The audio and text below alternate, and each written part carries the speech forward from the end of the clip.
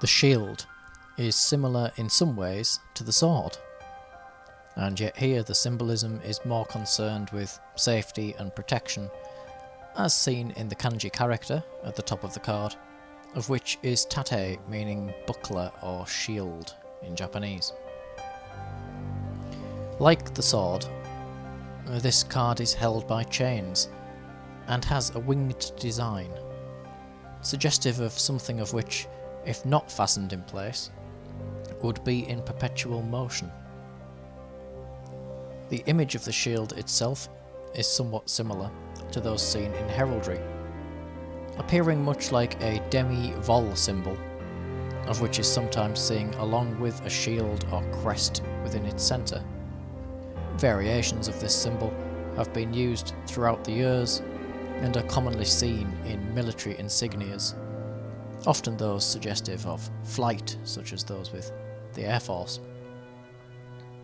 Heraldry originated when most people were illiterate, and yet they could easily understand bold, striking and simple designs and symbols, and so the use of heraldry within medieval warfare enabled those in the battle to distinguish one mail-clad knight from another, and therefore to distinguish between friend and foe on the frantic battlefield.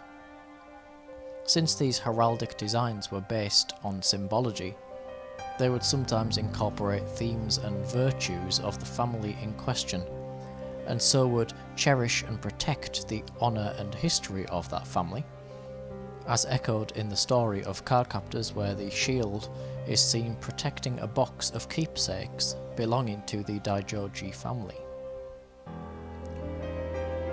It's also stated around this time that the shield's ability is basically to protect that of which is most important to somebody.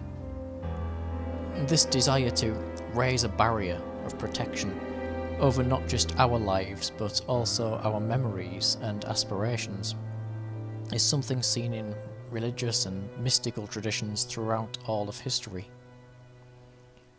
In ceremonial magic, protective boundaries are often drawn before a working is undertaken, and rituals to banish an area of unwanted spirits or energy is often performed both before and after a working. This is merely for the protection of those of which are involved in the ritual. The market for protective amulets and keepsakes has been thriving for hundreds of years, with popular offerings such as the Nazar, an eye-shaped pendant of which grants protection from the evil eye, being an interesting example of which still retains huge popularity to this day. This wish for a spiritual shield is not limited to esoteric practices, with a great many saints offering a protection from various misfortunes should they be sincerely prayed to. Their images can even be purchased upon shield-shaped amulets to represent their protective qualities. The idea here being that should we pray for the intercession of a saint, that they will petition God upon our behalf to bestow his protection and his blessings upon us through the intercession of the saint. Although the orb in the centre of the card appears clear upon the main image, within the story it is shown as red. This could be Gebarah, the fifth Sephiroth on the Tree of Life and connected with strength and also with the planet of Mars.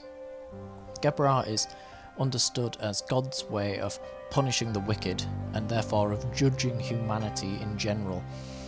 So when we speak of God's primary ways of acting within our lives, as mentioned above, just said has a goodness and an irresponsibility, where Gebarah, the Sephiroth of which is connected to this card, being one of absolute judgment, of extreme responsibility, and in fact the fact that this Sephiroth is called power is because of the power of which comes along with that responsibility, and therefore God's absolute judgment in our lives, which is echoed with God also as a protector of the meek and the God-fearing. In fact, we see the power of God in religion used in the metaphor of a shield in various places within the Bible, notably in Genesis, where we hear, "Fear not, Abraham, I am thy shield, and thy exceeding great reward." And also in 2 Samuel, where we read, "Thou hast also given me the shield of thy salvation, and thy gentleness hath made me great." Herein lies the meaning of this card when it is drawn.